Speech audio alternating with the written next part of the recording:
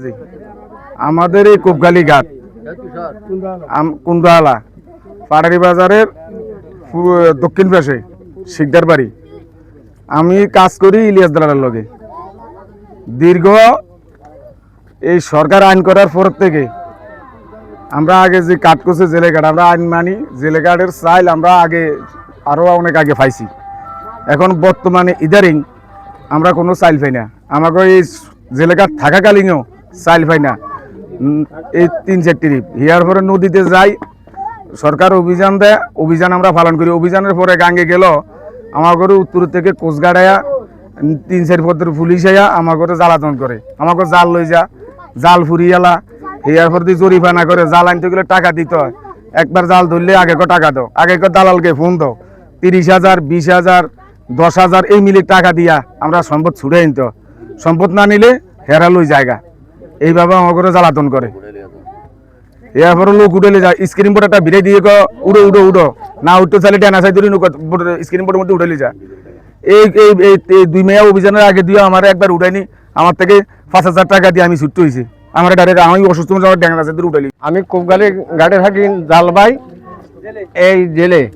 আমরা এই 3 বিল অবরোধের একটা বিলও আমরা পাইতেছি না। যদি চেয়ারম্যানের কাছে যাই, যার কাছে যাই, মাকসুদ ভাইয়ের কাছে যাই, কোনো আমাকে কাঠও জমা নেয় না, আমাকে কোনো বিলও দিতেছে না। আমরা মোহাম্মদ কবির মাঝি। আমাদের কোপখালির ঘাট দীর্ঘদিন এই ঘাটে জাল্লা ফাইল্লা অনেক জাল্লা আছে, নিরহ মানুষ আছে। এদের জেলে ঘাট হয়েছে কিছু মানুষের যারা অরিজিনাল ফরকৈত্য জেলে, তারা আজ পর্যন্ত মনে করেন কোনো লাইনে এই চাইল টাইল পাওয়ার সুযোগ যে কোনো ওইদিকে সরকার অভিযান পালন করতেছে। আজকের এত কোনো এই যে সরকার পতনের পর থেকে এখানে অনেক লোক, নিরহ লোক কোনো কিছু সব জিনিসেতে বঞ্চিত। একটা জিনিসও নেতাকে মাধ্যমে হোক, যে কোনো লাইন হোক, আজ পর্যন্ত পাইতেছে না। নদী এলাকা যারা থাকে এই সাইডে এরা না খায়। আমাদের এখান থেকে কাঠ নিচে অল্প কদিন আগে কয়ান নেওয়ার পরে 7-8 কান কাঠ রাখছে, আর সম্পূর্ণ কাঠগুলা দিয়ে গেছে না, বুঝছেন। আজ পর্যন্ত একটা কাঠ হয়েছে, কাঠের ব্যাপারে মানুষে কইলে কিংবা নিল, এই মাসুদ মিয়া কাঠ রাখে না। তো এইসব জেলেদের চাইল এখন পর্যন্ত পাইতে আসে না। কারো ঘরে ভাতের চাইল নাই। এই যে লোকগুলা দেখতে আসেন, এদের ঘরে ভাতের চাইল নাই। এরা ওরাল দিকে আনতে কিস্তি আছে সবার। একটা লোক 4 থেকে 5 টাকা পর্যন্ত কিস্তি আছে। তারা এখন না পারে কানতো, না পারে আসতো। অনেকজনের জাল সাবার হালাইতেই এই জন্য ঢাকা সিটাং চলে গেছে।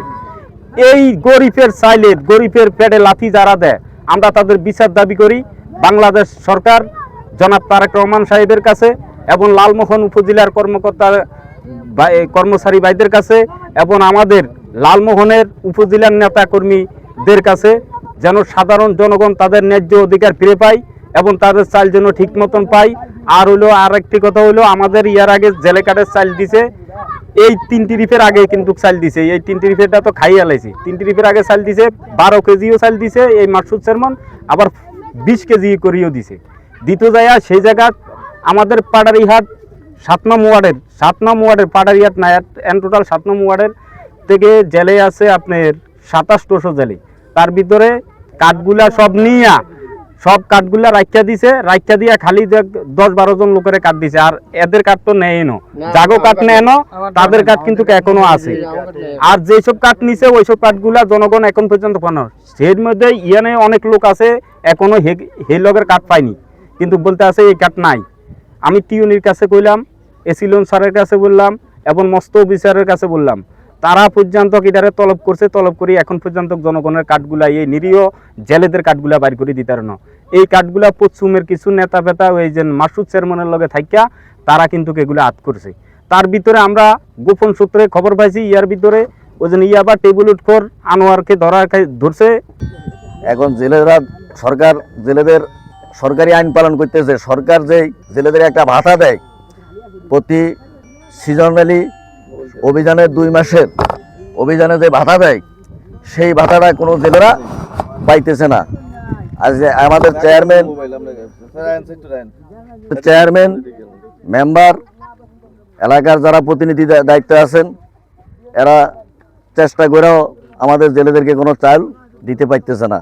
সকল জেলেরা নিরুপায় হয়ে এখন সবাই এটা নিয়ে একটা আহংকার ভিতরে আছে, কাঠ নিয়ে সবাই আমাদের কাছে আসে। আর আমরা কি বলবো, কি করব? আমরা চেয়ারম্যান যার দায়িত্বে আছে আমাদের টিএনও সাহেবের কাছে আবেদন করে বলতেছি, টিএনও সাহেবের কাছে, টিএনও সাহেব এই জিনিসগুলো দেখুক, টিএনও সাহেব তথ্য নেই।